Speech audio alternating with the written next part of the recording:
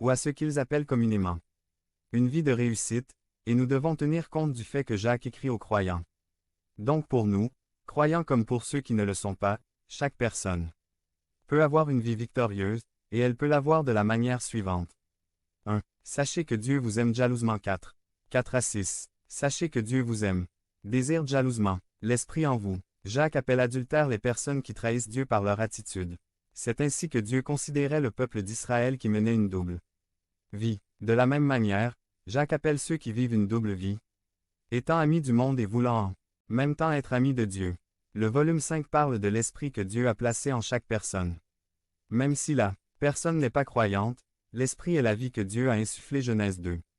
7. Et qui nous donne la vie. Pour les croyants nés de nouveau, c'est encore mieux parce qu'il nous a également donné le Saint-Esprit.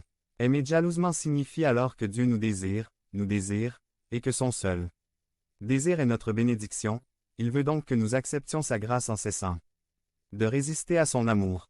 Le Seigneur vous aime de telle manière qu'il vous désire si intensément qu'il ne veut pas que vous périssiez. Soumettez volontairement votre vie au Seigneur, en laissant son amour vous atteindre. 2. Vous pouvez avoir une vie victorieuse en vous soumettant à Dieu. Point. Verset EXP. Se soumettre, c'est se placer directement sous l'autorité d'un autre, ici. C'est celle de Dieu, car quiconque n'est pas sous l'autorité de Dieu est sous l'autorité du diable. PH. 2. 2 NLT. Résister au diable, c'est adopter une attitude urgente, en s'opposant fermement au diable. La phrase est conditionnelle, c'est-à-dire que lorsque vous décidez de vous soumettre à Dieu et de résister au diable, il s'enfuira. Pour cela, nous devons également changer d'attitude. Nous laver les mains.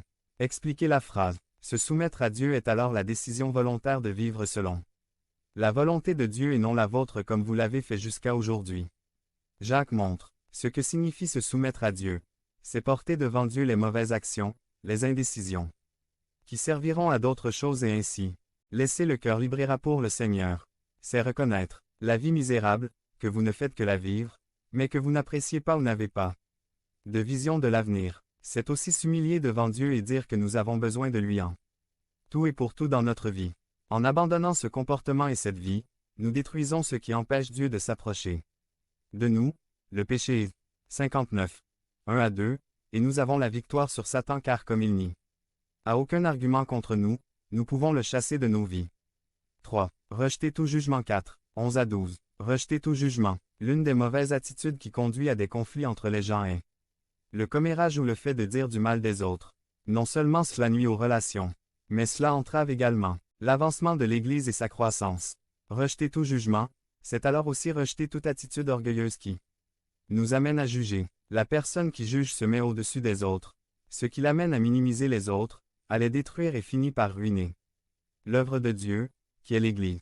Considérez que les commérages et les critiques ne font que détruire les gens.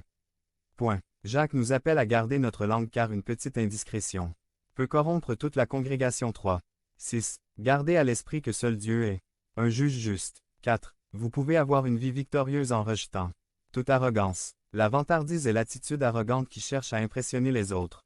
Il s'agit d'une attitude fière qui fait que l'être humain se sent propriétaire de sa vie. Rejeter toute vantardise ou arrogance, c'est reconnaître que Dieu contrôle l'avenir. Vous ne faites pas l'avenir, mais il est entre vos mains de déterminer un bon avenir lorsque vous abandonnez votre arrogance à Dieu. Seul Dieu a le contrôle, et lui seul est au-dessus de toute chose, lui seul connaît votre avenir et le moment de votre vie. Par conséquent,